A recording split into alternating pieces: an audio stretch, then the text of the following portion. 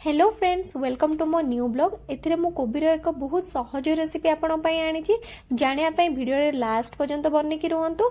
जमार भी स्किप करबेनी। मु एथिरे पूरा डिटेल्स रे बनेबी केमिति तरकारीटी हबो।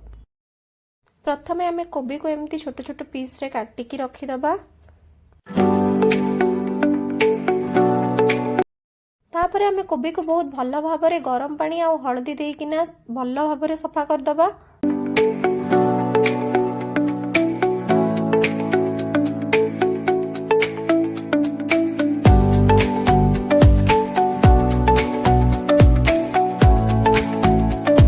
किछि समय पर फे गरम पानी रे कोबी को फुटाई सफा करदेला पर ताको छाणी के बाहर करदबा भल भाबरे। तापरे सेई कोबी को अल्प तेल गरम करिकिना कड़ाई रे छाणी दबा किंबा भाजी दबा।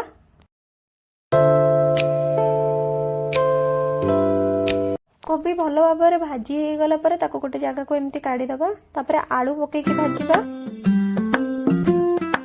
तापरे यार मसला प्रस्तुत करिया पे आमे रसुण पियाज और सुखिला लंका और अदा को नेकिना बाटी दबा। एथिरे किछिटा सुखिला मसला जेमिति कि धनिया पाउडर, गरम मसला, लूण, गोलमरच पाउडर और लंका गुंड नेकी पकेबा। आउ किछि काजू मध्य सेथिरे पेस्ट करके पकेया पे रखि दबा। एबे हम सब मसला बटा है कि रेडी है कि अछि। एबे चलो तो हम रोसई स्टार्ट करिबा। गोटे कड़ाई रे आमे किछि सोरिफ तेल, चीनी आ इलायची नेकी गरम करिबा।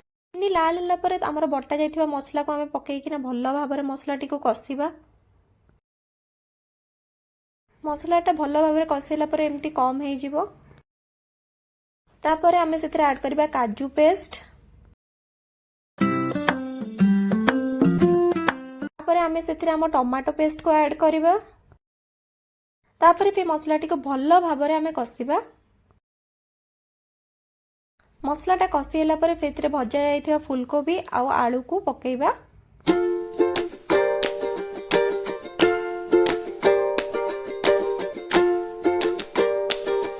कोबी आ आलू पकेइला पर ताको भल भाबरे से मसला सहित कसिबा जिते पर्यंत फेटा लाल हेकी कसी न होई जाउची।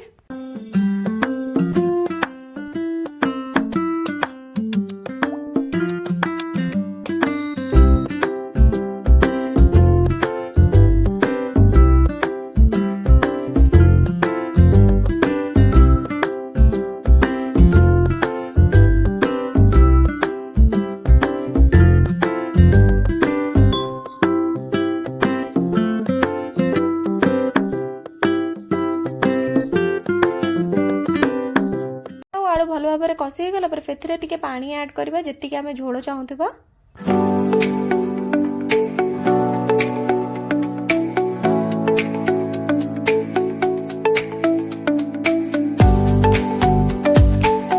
पानी ऐड करी किछि समय फुटेला पर आम कोबी तरकारीटी बहुत सहज उपाय रे होई जाईची। भलिया सहज उपाय रेसिपी ए यूट्यूब चैनल टाको सब्सक्राइब कर दियंतु।